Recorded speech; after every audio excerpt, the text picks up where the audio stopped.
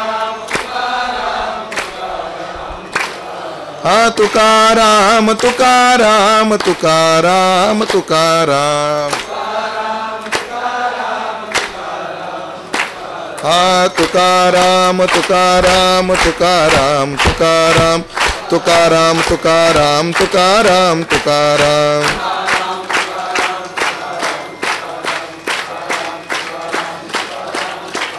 तुकाराम तुकाराम तुकाराम तुकाराम तुकाराम तुकाराम पुंडलीक वरदा हरी विठ्ठल श्री ज्ञानदेव तुकाराम. प्रवचन सेवा